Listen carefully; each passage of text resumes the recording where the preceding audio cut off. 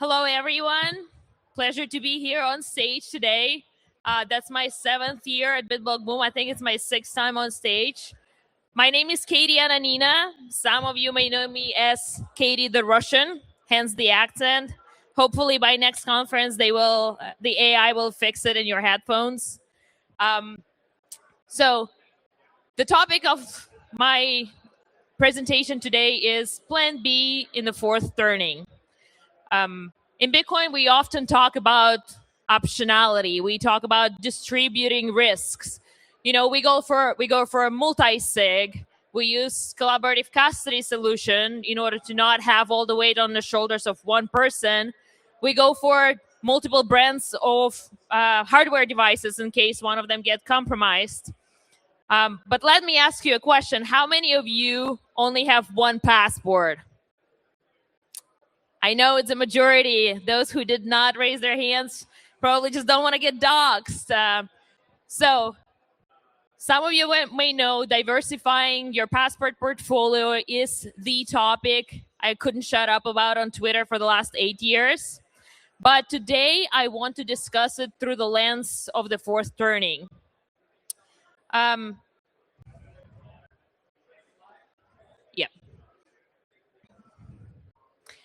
So the idea of the fourth turning comes from historians Strauss and Hof. I think many of you might have read the book. But the basic idea is pretty simple. The history moves in cycles. Roughly every 80 to 100 years, one long human lifetime, society goes through distinct seasons.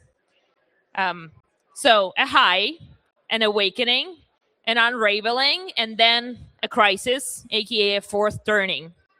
So the high is a post-crisis boom. Institutions are strong, social trust is high, and everyone agrees on the basic rules of the game.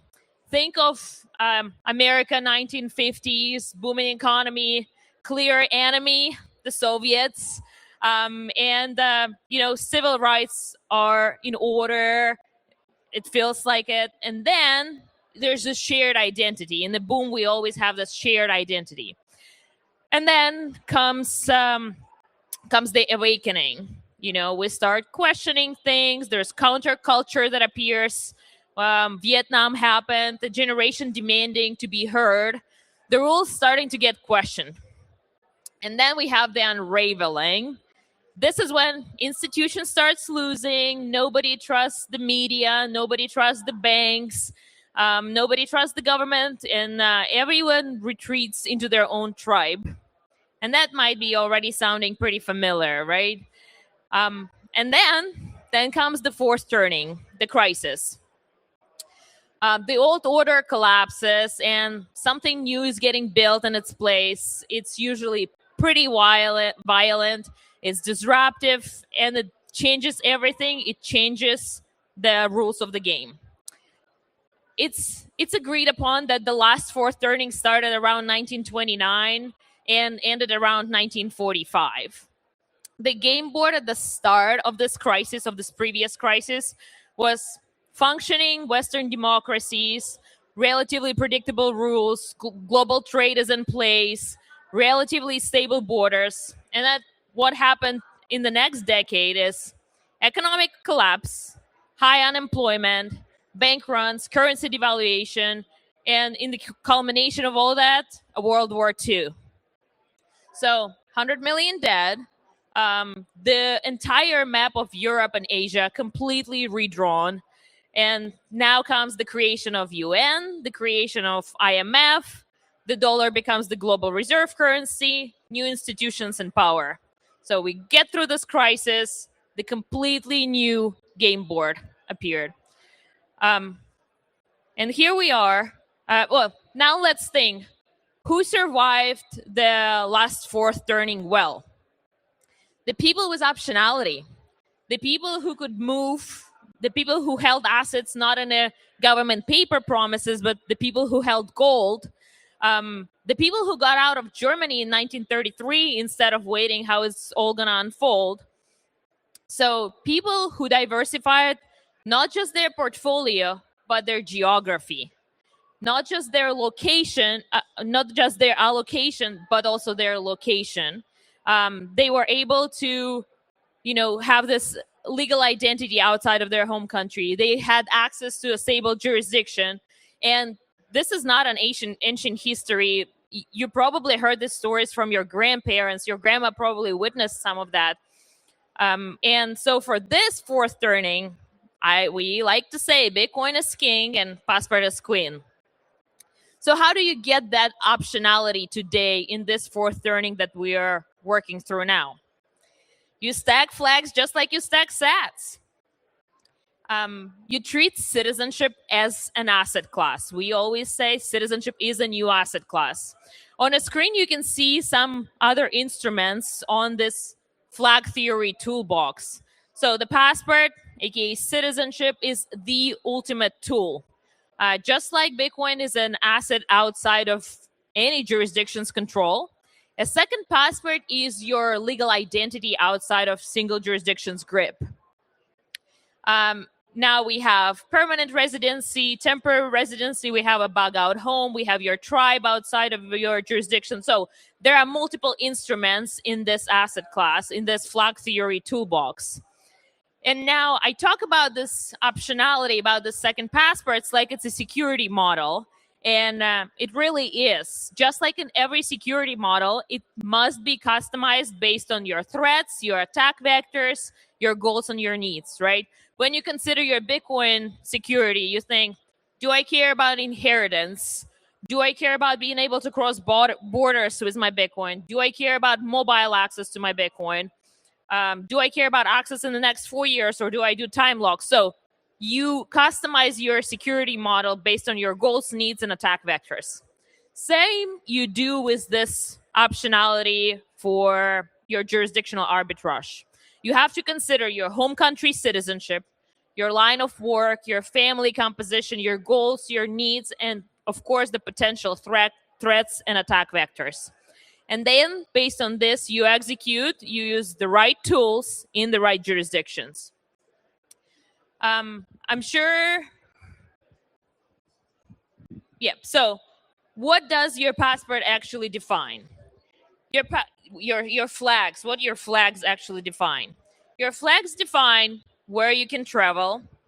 And on the next slide, we can see one of the passport indexes of like what country gives you the most access. And in the first place is Singapore, but for me, it's a red flag passport, because Singapore doesn't allow dual citizenship, aka no optionality. So despite allowing you to travel almost anywhere in the world, it's actually not a good instrument. Your flags also define where you can do business, where you can do banking, whether you're allowed to run certain like jurisdictional arbitrage in a way of regulatory environment is also another play in this toolbox. Your flags also define where you can leave, of course. So passport is not the only document that allows you to live in a certain country. This is where permanent and temporary residency come into play as well. And this is very interesting slide. You can see the capital exodus over the last few years. The UK has been leading in capital exodus. And I will mention sovereign individual later on my speech, and we'll talk about that. And those flags actually decide whether you can leave, because mandatory military service, all the countries in brown actually have mandatory military service. Germany just started a new conscription list, and it's getting pretty scary in that regard. And of course, where you pay theft, aka price for a civilized society, aka taxes.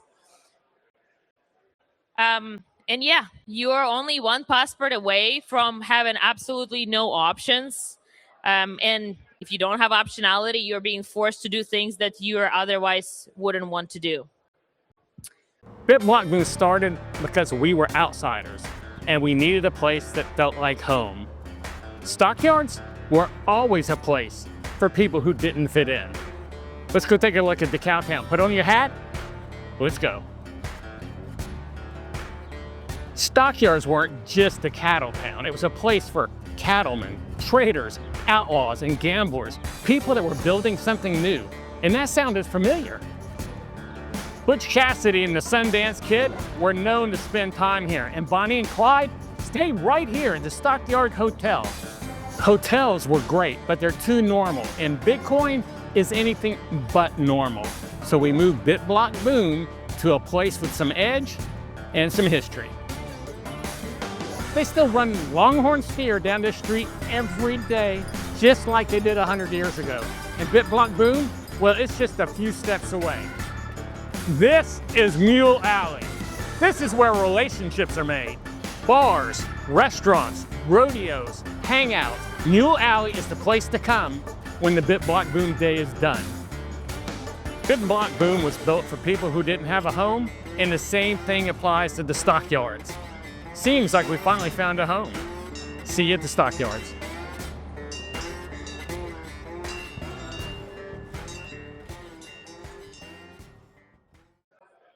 So, one citizenship, no optionality. So, where are we now? It's broadly agreed that the current crisis started in 2008. So, we are in the crisis stage. We are in the fourth turning. Financial institutions failed, right? The fiat Ponzi cracked. And since then, we've been living through all the events that precisely describe the crisis stage of cycle pretty well. So, the rise of populism across the political spectrum, that one is peaking. The fragmentation of media into completely competing realities. It's like we live in different universes. The weaponization of financial systems, sanctions, debanking, frozen assets, that's happening. COVID, what really revealed the relationship between the government and the citizens, and the highest inflation in 40 years. So here we are, basically at the culmination of the crisis. Well, what comes next? It gets worse before it gets better. We gotta hit that rock bottom. So we're probably gonna see more institutional failure, more social fracture, more geopolitical conflict, which is currently happening basically on every continent. And ultimately, at the end of this fourth turning, we will see a new order, new rules, and a new game board yet again. But while the players are fighting over the spot under the sun, we actually get to sit here and eat popcorn watching, because we have the assets outside of any jurisdiction control. So no matter who wins in this change of order, Bitcoin is our hedge. So we have Bitcoin that is financial hedge in this fourth turning. And we have Passport Portfolio, which is your geographical and geopolitical hedge against this fourth turning. So how do you build this Passport Portfolio, as we call it? Again, when it comes to stacking flags, you have few different options. So your first citizenship was your birth lottery, right? You actually had 17% chance to be born in India. Fun fact I learned on Twitter recently. And yeah, America, the United States of America, always had the rule of land. So anybody who's born here holds the citizenship. Then you have citizenship you're eligible to claim. And I really want to highlight this one. Many of you are eligible to have a second citizenship through descent. This is your ancestors that came over the ocean. They left their home country for a better life. But even 150 years later, you might still be eligible to claim their citizenship. Now, you may say, why would I want to go to Europe these days?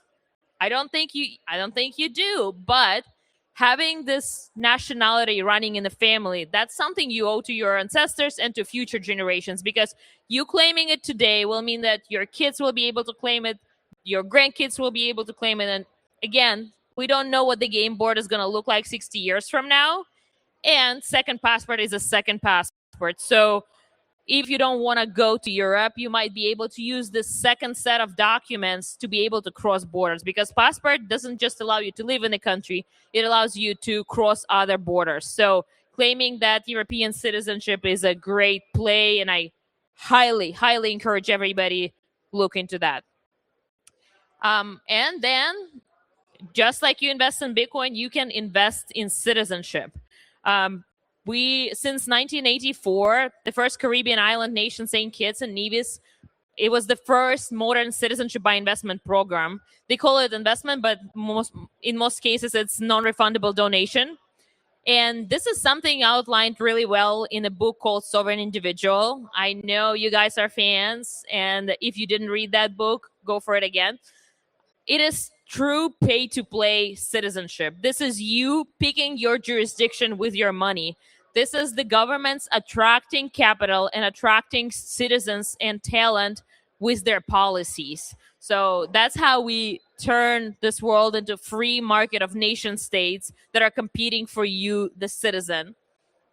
So diversifying your citizenship portfolio is now possible. Right now, it's about 19 countries that offer you citizenship by investment, citizenship by donation, where you can pick and choose which jurisdiction serves your needs best. And at Citizen X, we are your first trading desk for citizenship. We let you actually buy citizenship with Bitcoin. Yeah, and we have pretty sick packaging. So this is what it looks like. You can literally remotely get the citizenship through a play-to-play. Well, my message for you today, first things first, look through your family tree and see if there is free citizenship for you to claim. We will help you with genealogical research if necessary. We will find all the records from Italy, Poland, Slovakia, anywhere you want, and we'll help you claim this citizenship. And if that's not an option, look into true free market pay-to-play options. They're up for grabs too. So if you're not following me already, follow me on Twitter at Plan B Passport. And over there, we have a Citizen X booth where we're happy to look into your genealogy and see if you have a citizenship waiting for you. Thank you all.